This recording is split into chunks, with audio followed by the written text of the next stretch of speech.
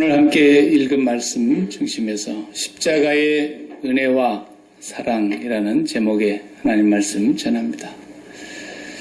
지난주에 우리가 다윗이 하나님을 업신여김으로써 돌이킬 수 없는 그런 죄악의 길로 빠져 들어갔던 모습을 보았고, 또 하나님께서 다윗을 사랑하셔서 1년 동안 기다려 주셨다가 다윗이 그래도 회개하지 않으니까 하나님이 직접 나단 선지자를 보내서 죄를 드러내시고 그 죄악의 부분을 수술을 하듯이 깨끗이 이렇게 용서하시고, 그리고 다윗을 다시 회복시켜 주시는 그런 장면을 보게 되었습니다. 또 그렇지만은 그 죄악의 흔적은 너무 커서 그가 감당해야 될 그 책임과 그 죄의 대가는 굉장히 또 혹독하게 치르게 된 것입니다. 13장부터서 사무엘하가 거의 끝나는 그 부분까지 20장에까지 굉장히 많은 내용, 8장에 걸쳐서 다윗이 이 죄에 대한 책임을 감당해야 되는 아픔을 경험하게 됩니다. 역대상도 다윗의 기록이지 않습니까? 다윗의 일대기의 기록인데 역대상에는 이런 얘기가 한마디도 없습니다. 그 이유는 여러 가지 이유가 있습니다만 지금 이 시간에는 우리가 그 내용을 밝힐 필요는 없고, 이 사무엘 하에서는 다윗의 역사 가운데 이 내용을 모두 다 낱낱이 정말 이 정도 얘기까지 써야 될 필요가 있을까 할 정도로 자세하게 쓰게 됩니다. 그것이 다윗이 용서를 받았지만 하나님 앞에 용서를 받았으니까 쉽게 우리식으로 말하자면 생명책에서 이름을 지워버리지는 않았다 이거죠.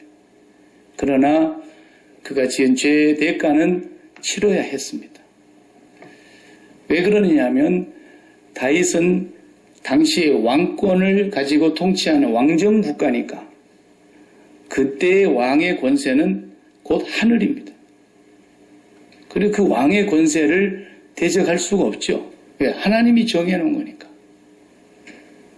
지금 같은 민주주의만 된다 그러면 촛불의 힘 가지고도 대통령을 끌어내리고, 민주주의는 삼권이 분립이 되어 있어서 사법부가 독립적인 권한을 행사해가지고 대통령의 권한을 가지고 있어도 잘못된 것이 있으면 죄를 드러내서 그걸 바꿀 수도 있고 대통령도 벌할 수가 있는 그런 민주주의 국가가 오늘 우리가 살아가는 나라 아닙니까?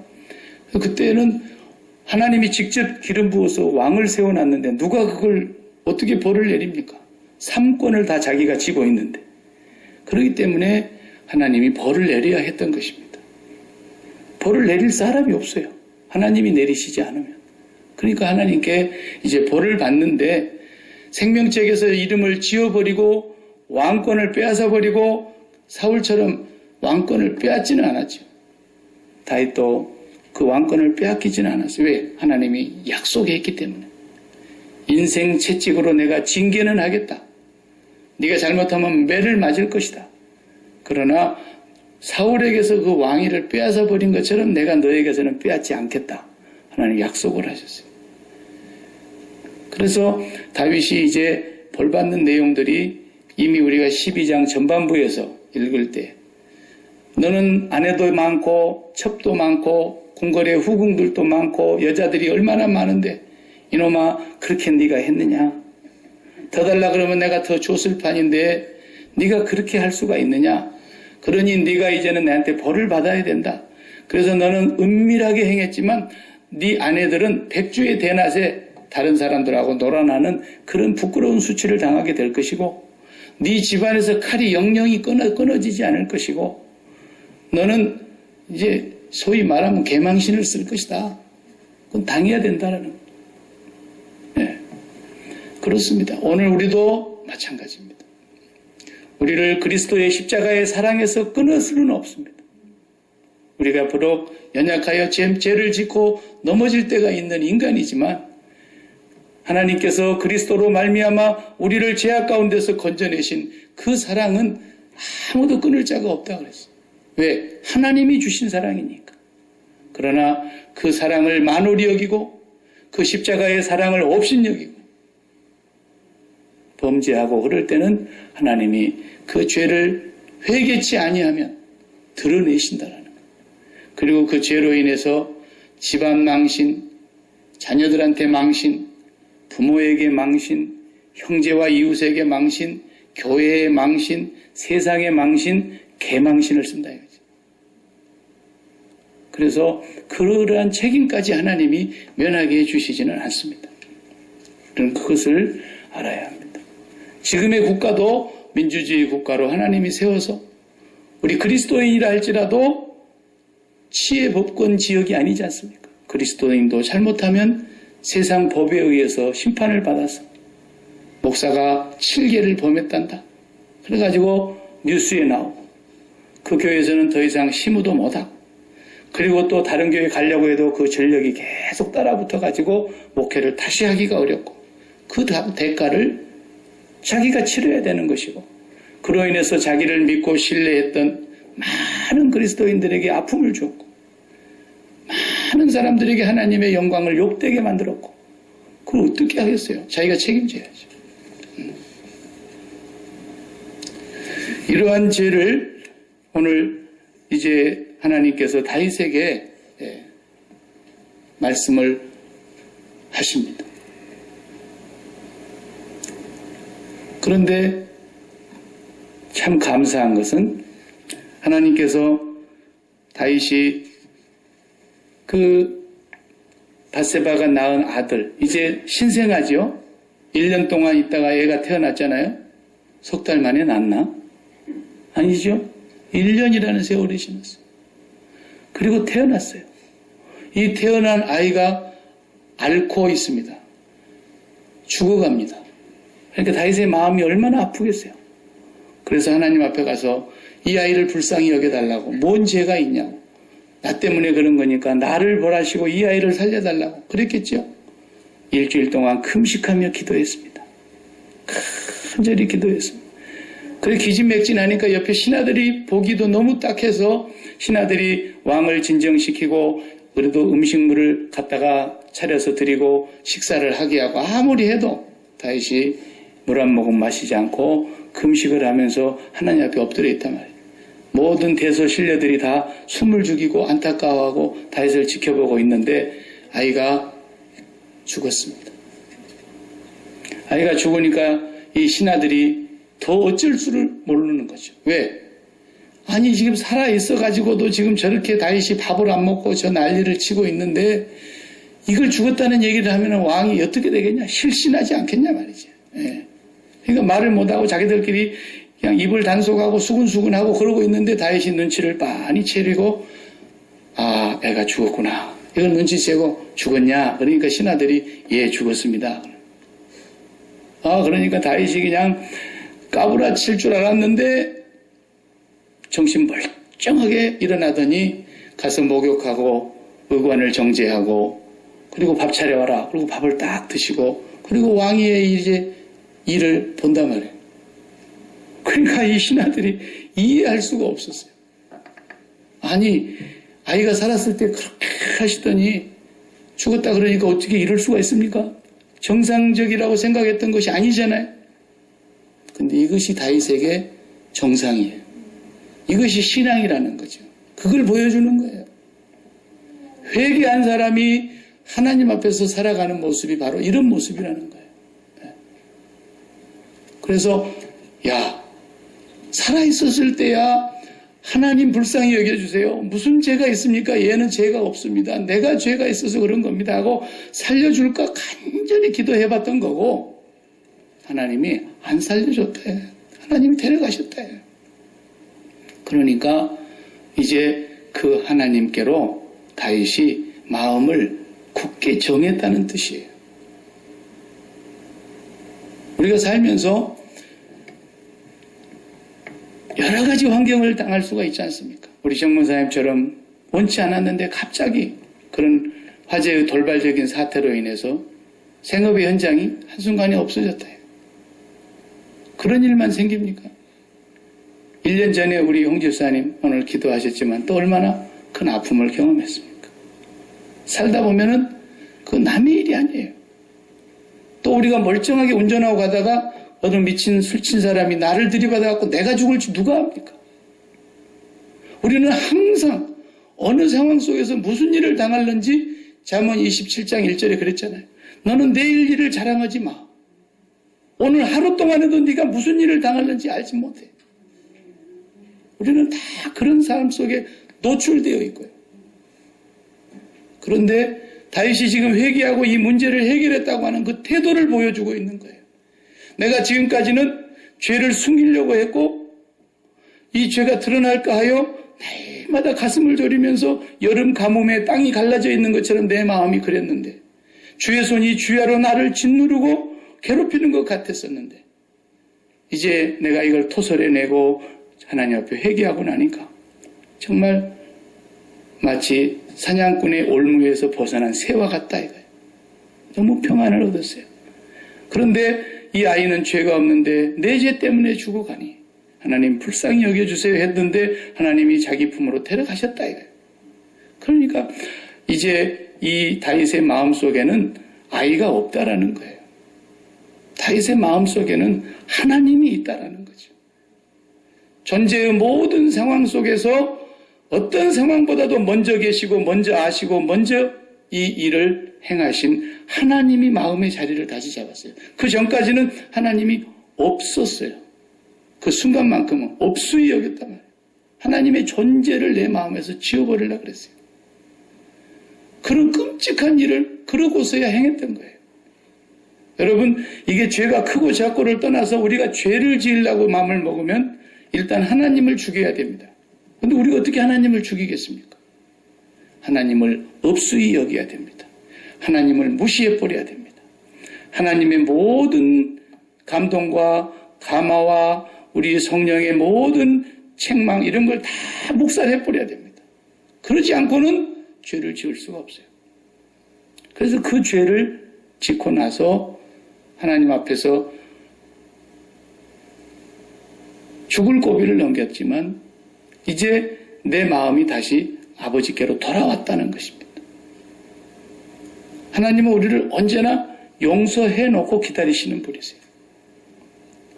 그러자고 십자가의 사랑을 주신 거예요. 우리가 뭐 잘난 것이 있어가지고 앞으로 보니까 요게 소위 말하면 싹수가 있겠어. 이거 앞으로 사람 되겠어. 이런 사람만 하나님이 딱딱 골라다가 십자가로 구원하신 게 아니에요. 웃기지 마세요. 우리는 죽는 날까지 싹이 없어요. 싹이 노래요. 구제불능이에요. 안 되는 거예요. 될 것 같지요? 안 돼요. 그걸 애저녁에 알으라는 거예요. 그래서 너는 처음부터 안 되는 존재였다. 네가 특별히 남들보다 뭐 나은 데가 있어서 너를 먼저 선택한 게 아니야. 하나님의 전적인 은혜와 무한하신 긍휼과 자비하심 때문에 내가 그분의 사랑을 입었어요. 왜 나를 구속해 주시는지 나는 알 수가 없어요. 찬송가 가사에도 그렇게 고백하잖아요. 그런데 하나님은 이미 우리를 용서해 놓으시고 십자가에서 예수 그리스도를 죽이시기까지 하면서 용서해 놓으시고 우리를 기다리고 계셨던 거예요. 그러니까 모든 사람들이 집을 나갔어요. 아버지 품을 떠났어요. 아버지를 마음에 두기 싫어했어요. 아버지와 함께 있는 것이 지긋지긋했어요. 그런데 그 둘째 아들이 다시 아버지 집에 돌아와 보니까 자기는 종이라도 받아주시면 염치불구하고 받아주시면 들어오려고 했던 것이었는데 와보니까 종이 아니라 그대로 여전히 아들이었어요. 여전히 용서하고 기다리고 계셨어요. 날마다 동네 밖을 동구 밖을 쳐다보면서 목이 빠지도록 아버지가 기다리고 계셨어요. 이것이 뭐냐? 십자가의 사랑이에요. 십자가의 사랑. 하나님께서 먼저 값을 다 지불해 놓으셨어요. 예수님이 다 이루었다고 고백하신 그 테텔레스타이라는 말이 다 이루었다. 다 값을 지불했다. 그러니까 마음을 아버지께로만 하고 돌아오면 된다라는 거예요. 돌아오면 된다. 아버지께 돌아오느냐 못 돌아오느냐가 문제예요. 아이고, 나 같은 건 도저히 아버지 앞에 입이 1000개라도 할 말이 없어. 나는 죽어야 마땅해. 그것이 굉장히 자기를 회개하고 뉘우치는 것 같지만 아니에요. 아버지는 그렇게 하기를 바라시는 것이 아니라 돌아오기를 바라시는 거예요. 아무리 뉘우치고 눈물 흘리고 나 같은 놈은 살아서 뭐해, 죽어 마땅해, 나는 살 가치가 없어, 나는 쓸모없는 인간이야, 아무리 자기를 학대하고 자기를 정죄한들 하나님은 기뻐하지 않으십니다. 하나님 뭘 기뻐하시느냐? 내가 너를 이미 용서했다는 사실을 알고 아버지께로 오면 된다는 걸 알기를 원하십니다. 언제나 그렇습니다. 그래서 우리는 항상 하나님의 오래 참으심이 구원이 된 줄로 믿으라 그랬어요. 베드로후서 3장 15절에 보면 사람들이 예수님 더디 온다고 다 비웃고 언제 오느냐 그러고 안 올 거라 그러고 그러지만 하나님은 아무도 멸망치를 원치 아니하시기 때문에 오래 참고 계신다라는 거예요. 그 하나님의 오래 참으심이 너희의 구원이 될 줄로 믿으라 그랬어요. 그렇기 때문에 우리는 매 순간순간마다 주님의 십자가를 바라다 보면서 내가 범죄했다면 왜 범죄했겠어요? 이유는 한 가지예요. 하나님을 업수히 여겼기 때문에 그래요. 다른 이유 때문에 우리가 죄 짓는 게 아니에요. 그래서 그 마음속에 엉뚱한 걸 담았기 때문에. 홍집사님 기도할 때 예수님을 마음에 담게 해달라고 기도했어요. 그 예수님을 마음에 담지를 못하고 있으면 항상 죄 속에 머물러 있는 것이고 죄가 우리를 삼키려고 다가오고 있는 거예요. 그러나 예수 그리스도를 마음에 모시기만 하면 우리를 이길 수가 없어요. 그래서 우리 마음속에 왜 죄를 짓습니까? 마음에 담아놓는 것 때문에 죄 짓는 거예요. 왜 마음에 담으려고 그럴까요? 그것이 내 마음에 들어오면, 그것이 내가 소유하게 되면, 내가 그런 환경 속에 들어가게 되면 행복할 거야. 기쁠 거야. 그리고 내 삶이 안정될 거야. 그런 생각 때문에 그걸 갖고 싶어 하고 그런 환경을 만들어 보려고 그러고 난리를 치는 거 아닙니까? 그렇다면 그게 왜 그래요? 그게 내 마음속에 들어왔기 때문에 그런 거예요. 저 여자하고 결혼하면 나는 정말 행복할 거야. 그러던가요? 아이고, 그러진 않아요. 그 여자를 주신 그분을 사랑해야, 그분이 마음에 들어와 있어야 그 여자를 사랑하는데, 내가 그 여자를 사랑해서 행복한 게 아니고 그분을 너무 사랑해서 행복하기 때문에 내가 이 여자에게 행복을 줄 수 있는 거예요. 속지 말아야 돼요. 네. 우리가 마음속에 담는 것. 그래서 다윗이 지금 뭘 보여주려고 지금 이게 기록이 되어 있느냐면 다윗이 길을 찾았다라는 거예요. 무슨 길을? 마음의 길을 잃어버렸는데 마음의 길을 다시 찾았다 이거예요. 상황은 변하지 않습니다. 1000번 가슴을 치고 후회해도 돌이킬 수 없는 이미 상황이 돼버리는 것은 돌이킬 수 없는데 그 상황에 내가 마음까지 묶여버리면 안 된다는 거예요. 그 상황은 상황이고 내 마음은 어디든지 갈 수 있어요. 이 마음은 1000길도 가고 10,000길도 갈 수 있고 가고 싶은 대로 다 갈 수 있는 게 마음이에요. 이 마음은 그 상황에 묶이지 않고 갈 길을 만들어줘야 된다 그 말이에요. 마음이 갈 길을 열어줘야 된다 이거예요. 마음이 갈 길을 찾아야 된다 이거예요. 그걸 현실 도피나 책임 회피가 아니에요. 이건 무슨 얘기냐면 지금 내가 이 어려운 환경 속에 계속 마음이 묶여 있으면 살아도 살 수가 없다는 거예요.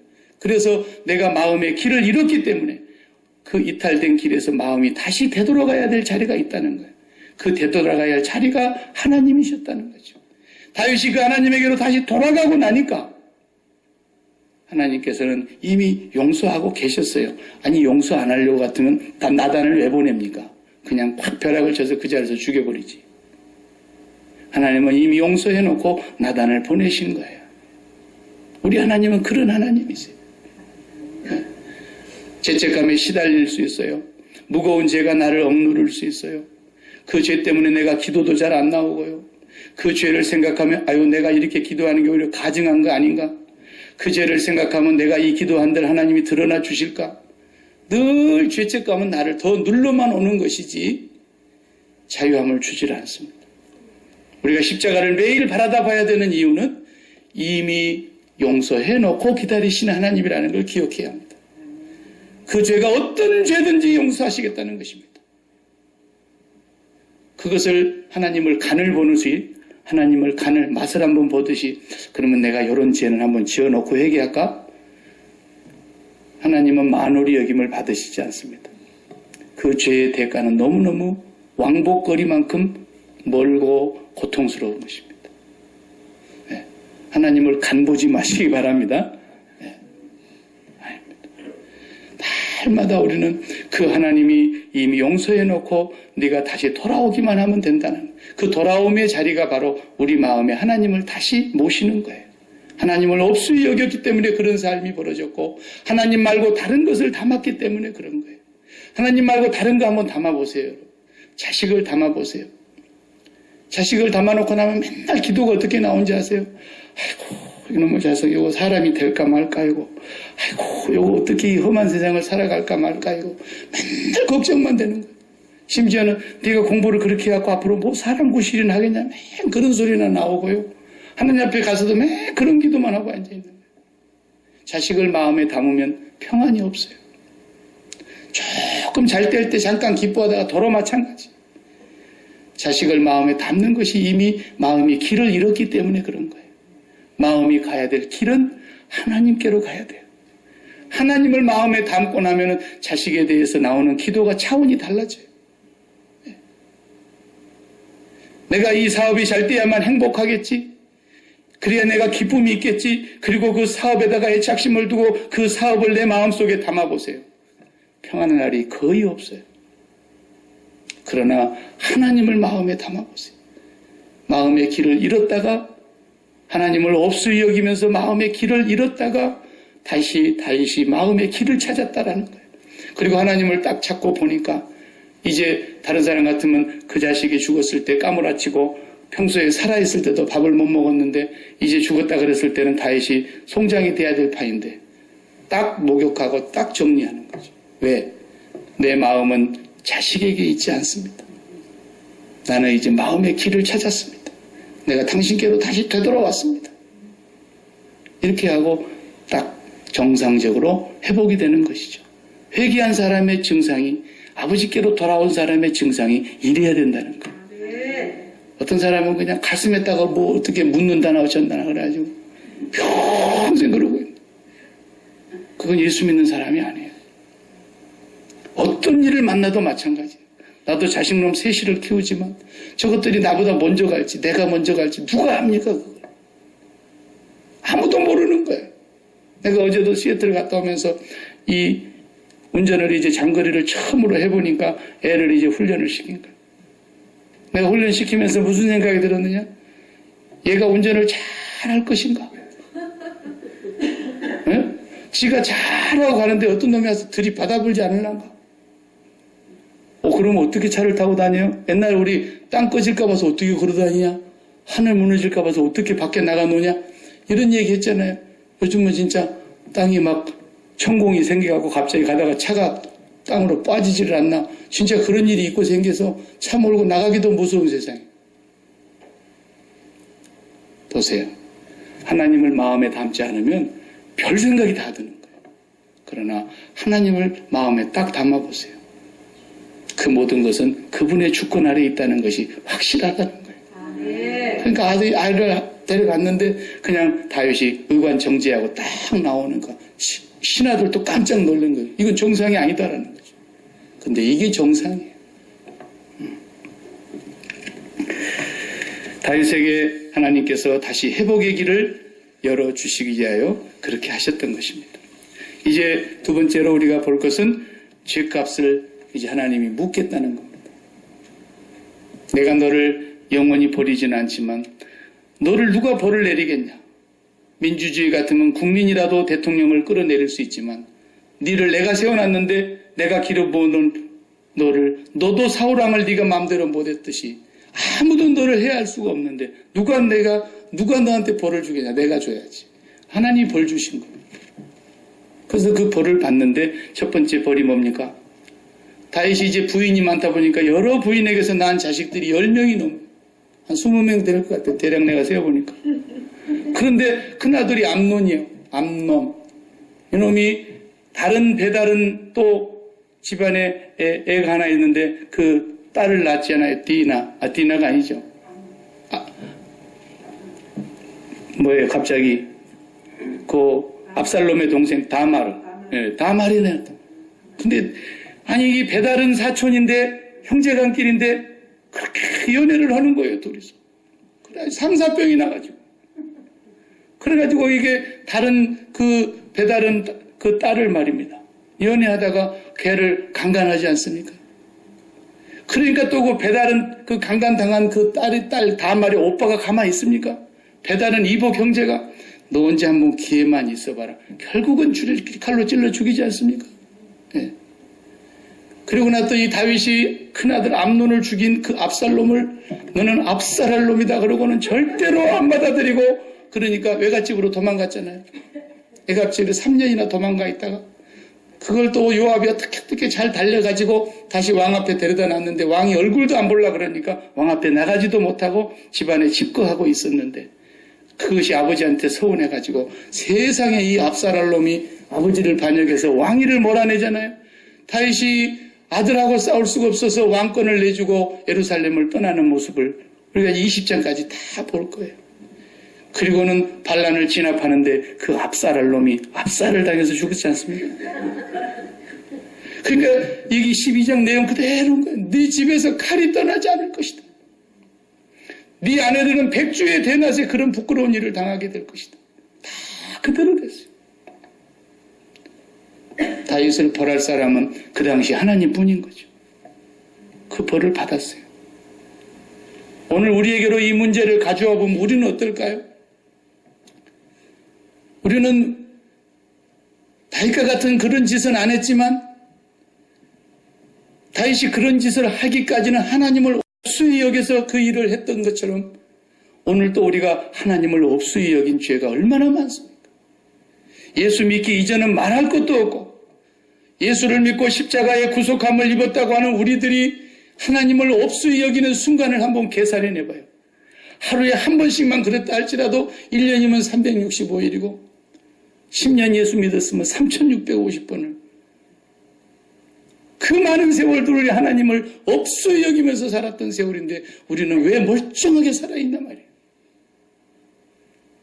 우리가 살아있던 것은 다윗의 때와 우리와 때가 다른 것은 그가 찔림은 우리의 죄악을 인함이고 그가 상함은 우리의 허물 때문이다.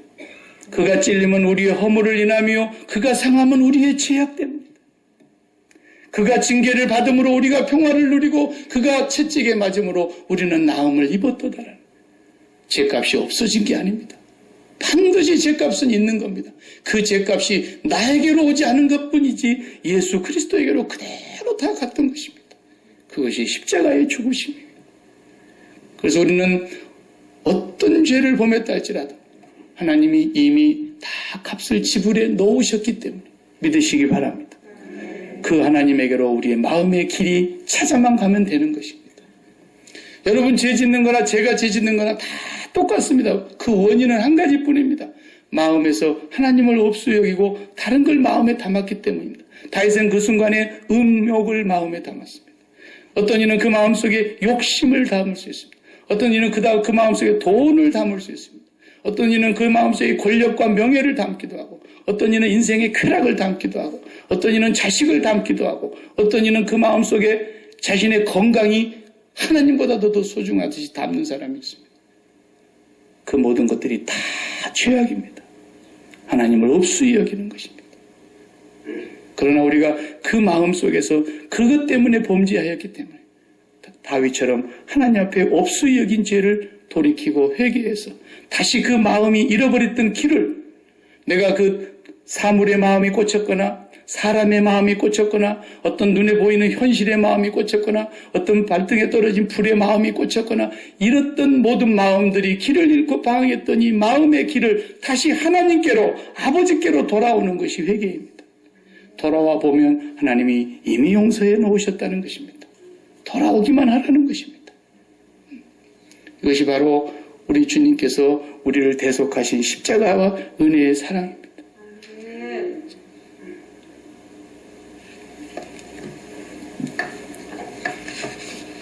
그리고 오늘 읽은 본문 가운데 솔로몬이라는 아들이 태어났습니다.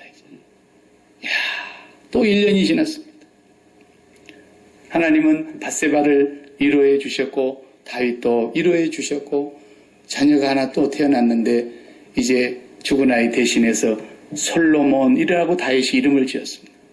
히브리 말에 솔로모라는 히브리어 단어는 뭐예요? 평강이라는 거예요. 샬롬이라는 말이 같은 어원에서 나온 거예요. 솔로모, 거기에서 솔로몬, 샬롬, 이게 다 예루살렘, 살렘 전부가 다 평강이라는 단어에서 온 글입니다. 그러니까 다윗이 왜 이름을 샬롬이라고 지었겠어요? 그동안에 너무너무 평안이 없었어요. 죄를 짓고 난 뒤에 너무너무 평안이 없었는데 이 아들을 통해서 하나님께서 나에게 평안을 주셨다라는, 평안하기를 바랬어요.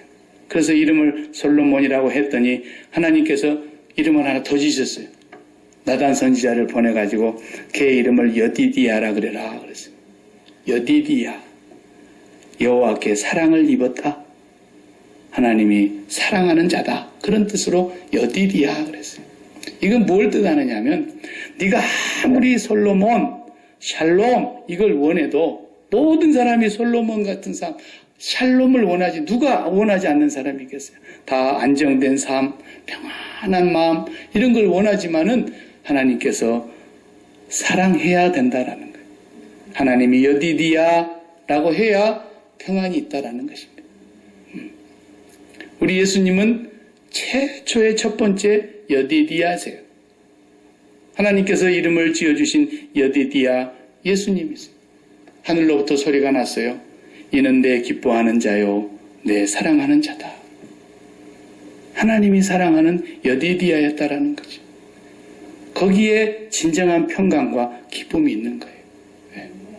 그래서 저와 여러분들이 다 샬롬을 원하고 모든 삶 속에 평강을 원하고 안정된 모든 생활을 원하지만 여호와 하나님께서 이는 내 사랑하는 아들 여디디야다 이렇게 해주셔야 된다라는 거예요. 그러려면 하나님의 사랑을 입으려면 어떻게 해야 됩니까? 이 땅에서 하나님의 사랑을 입을 수 있는 자는 아무도 없어요. 저로부터 시작해서 이 자리에 앉아있는 여러분 중에 하나님의 사랑을 입을 수 있는 자격을 갖춘 자가 아무도 없다고요. 그러나 맨날 하나님을 없이 여기고 살아요. 그런데 예수 그리스도 한 분을 하나님이 여디디야 이렇게 말씀하신 거예요. 이는 내 사랑하는 아들. 그래서 그 예수 그리스도를 사랑하는 자를 하나님이 사랑하시는 거예요. 그래서 우리가 예수 사랑해야 되는 거예요. 그래서 우리가 예수님을 가까이 하고 예수님을 생각하고 예수님을 깊이 묵상하고 예수님과 연합되는 삶, 예수님 안에 있는 자가 될 때에 하나님은 예수님을 사랑하듯이 우리를 사랑하시는 거죠. 그게 십자가의 사랑입니다. 사도 바울은 매일 그래서 내가 하나님을 없음 여기는 이 죄를 날마다 십자가 앞에서 고백하면서 나는 날마다 죽노라. 나는 날마다 죽노라. 그리고 주님만을 바라보면서 나는 이 주님 한 분을 알고 싶고 더 깊이 알고 싶고 그래서 마침내 부활에까지 이르고 싶어서 내가 이 모든 것을 잊어버리고 그 앞에 있는 상급을 바라보며 달려가고 있고 이 모든 것을 십자가에 못 박고 이 세상의 모든 것을 배설물로 여긴다 그랬어요. 예수님 한 분만 미치도록 사랑한 거예요. 십자가의 사랑을 여러분들이 과소평가하지 마시기 바랍니다. 하나님은 이미 용서해 놓으셨습니다. 어떤 신학자가 하나님은 앞으로 너희들이 지을 죄까지도 용서해 놓고 계신다 그러니까 그게 상당히 어려운 말이거든요. 인간의 이성으로 이해하기가 복잡한 말이거든요. 앞으로 지을 죄까지도 다 용서하셨다고? 그러니까 맘 놓고 죄를 지으라는 얘기인 줄 알고 이 말귀를 잘 못 알아듣는 거예요. 하나님의 십자가의 은혜와 사랑이 그렇게 크단다 말이야. 어떤 것도 그리스도의 사랑에서 끊을 수가 없단다. 그렇게 큰 사랑을 하나님이 우리에게 베풀어 주셨다고 합니다. 그 사랑을 깨닫고 보면은 내 마음대로 살아라 그래도 살 수가 없어요. 그래서 어거스틴의 그 유명한 신학자의 말이 있어요. 네가 여호와를 사랑하면 네 마음대로 해라 그랬어요. 위대한 말이에요. 하나님을 진정으로 마음에 모시고 사랑하게 되면 내 마음대로 살 수가 없어요. 그분의 사랑의 노예가 되고 그분의 사랑의 종이 되어 그분을 따를 수밖에 없게 되는 거예요. 이 십자가의 사랑을 저와 여러분들이 이미 받으셨고 날마다 그 사랑을 확인하면서 자유함을 얻으시기를 바랍니다. 기도하십시다. 하나님 감사합니다. 다윗과 같은 그 끔찍한 꿈에도 생각할 수 없을 만큼 치를 떨어야 될 그런 죄악도 하나님께서는 용서하시려고 이미 계획하셨고 나단 선지자를 보내서 그 죄를 드러내셔서 깨끗이 수술하시고 자유함을 얻게 해주시고 해방을 누리게 하여 주시고 이제는 그 마음을 어느 곳에서도 빼앗기지 않게 하시려고 하나님께로 철저하게 돌아오게 하시려고 그 인생 채찍으로 혼을 내시면서도 품으로 끌어안으시는 그 아버지의 사랑을 저희들이 오늘 또 기억합니다. 아버지 하나님, 우리가 살면서 우리가 하나님 앞에 지은 죄를 어찌 감히 다윗을 손가락질할 수 있겠습니까? 우리 죄를 들여다보면 말로 할 수가 없고 앞으로도 우리가 얼마나 가능성이 있는가 생각해보면 여전히 우리는 별 볼 일 없는 참으로 하나님 앞에 너무너무 죄 많은 인간들입니다.